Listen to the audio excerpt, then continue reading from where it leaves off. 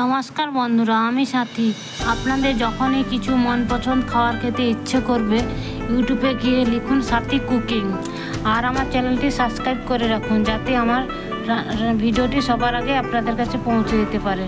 আজকের আমি নিয়ে এসেছি ছোলার ডাল আর সোয়াবিনের একটা রেসিপি। আমি এখানে 50-100 গ্রামের মতো মসুর ডাল ভিজিয়ে রেখেছিলাম রাত্রিবেলা, আর সোয়াবিন নিয়েছি 50 গ্রাম। এই দুটোকে আমি একসাথে দেখো আমি দিয়ে দিচ্ছি। ডালটা আমি পুরো দিয়ে দিলাম প্রেসার কুকারে, আর এই সোয়াবিনের মধ্যে আমি হাফ সোয়াবিন দেবো। এই ডালের মধ্যে হাফটা আমি রেখে দিচ্ছি। এর মধ্যে আমি দিয়ে দেবো 4টে আদা কুচি, ছোট ছোট হাফ ইঞ্চি, আর 3টে শুকনো লঙ্কা,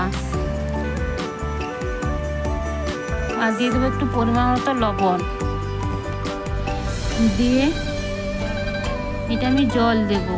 দেখো খুব অল্প করে জল দিয়েছি, দেখো খুব অল্প করে জল দিয়েছি। তোমাদের এই যে প্রেসার কুকারটা নামিয়ে দেখে দিচ্ছি, দেখো কতটা জল দিয়েছি, নাড়িয়ে দেখে দিলাম, দেখো কতটা জল দিয়েছি। আর প্রেসার কুকারটা বন্ধ করে আমি 2টো সিটি মেরে নেব। এর মধ্যে দেখো আমি আলু কেটে নিয়েছি, 2টো আলু ছোট ছোট টুকরো করে 4টে, আর আমি নিয়েছি সাদা তেল। আর মশলাগুলো দেখে নিন।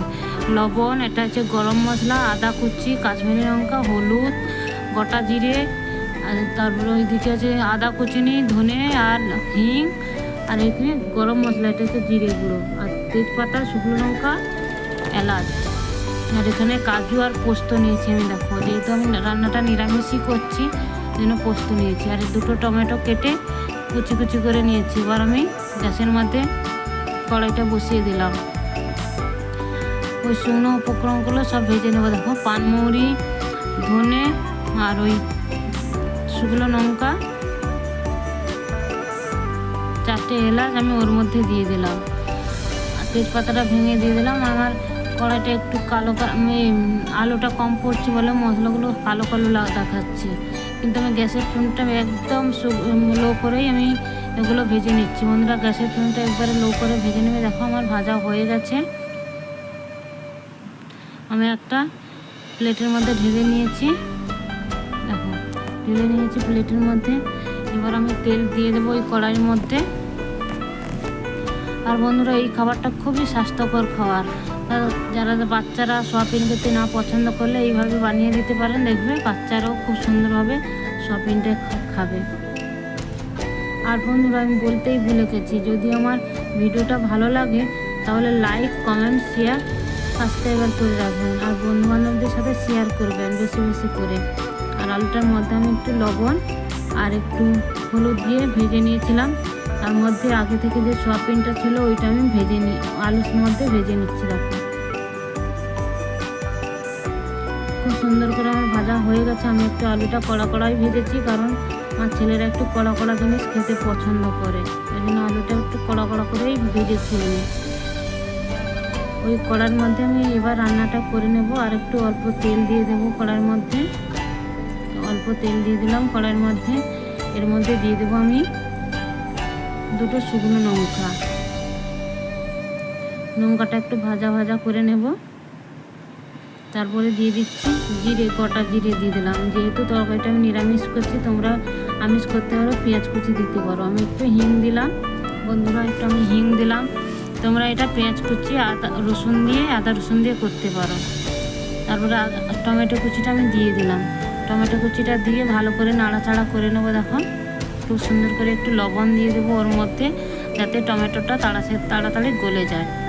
এই লবণ দিয়ে আমি ভালো করে নাড়াচাড়া করে নিচ্ছি। কারণ দেখো আমার টমেটোটা কত সুন্দর গলে গেছে। এবার আগে থেকে আমি ওই কাজু আর পোস্ত পেস্ট করে রেখেছিলাম, ওইটা ওর মধ্যে দিয়ে দিলাম।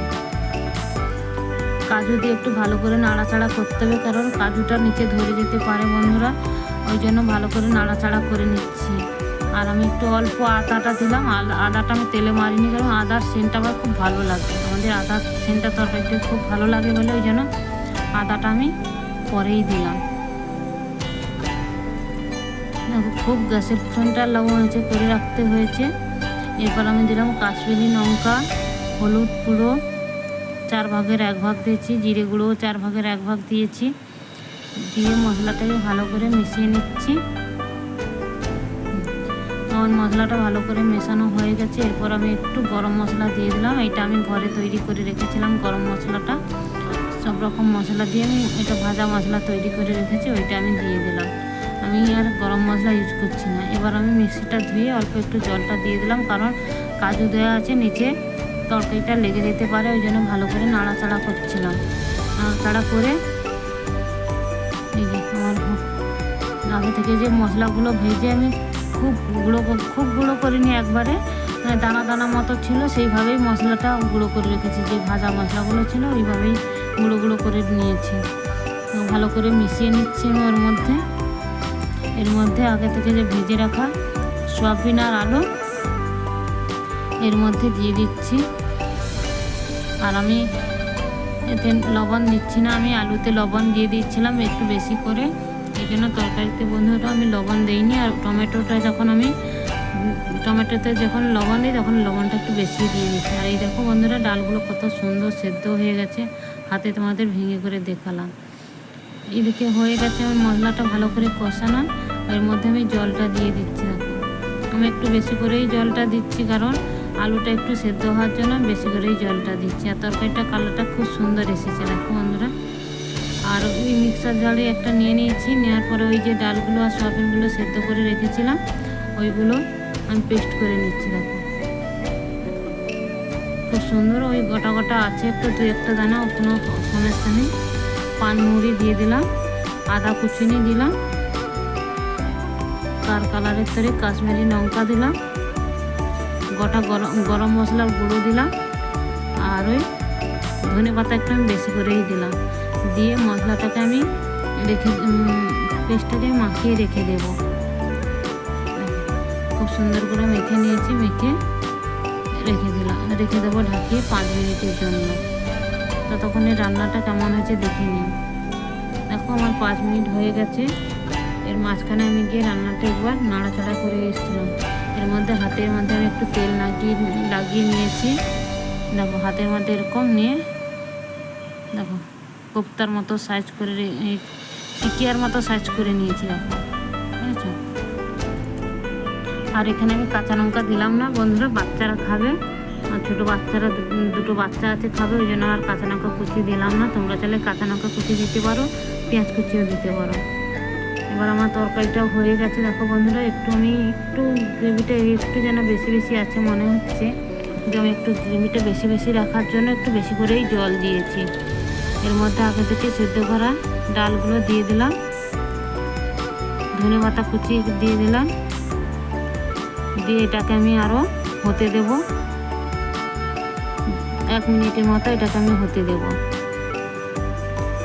দেখো বন্ধুরা 1 মিনিট পরে ফিরে এসেছি। দেখো আলুটাও আমার সেদ্ধ হয়ে গেছে, আর খুব সুন্দরভাবে তরকারিটা হয়ে গেছে, কালারটাও খুব সুন্দর এসেছে বন্ধুরা। দেখো এবার আমি তোমাদের সার্ভ করে দেখাচ্ছি। দেখো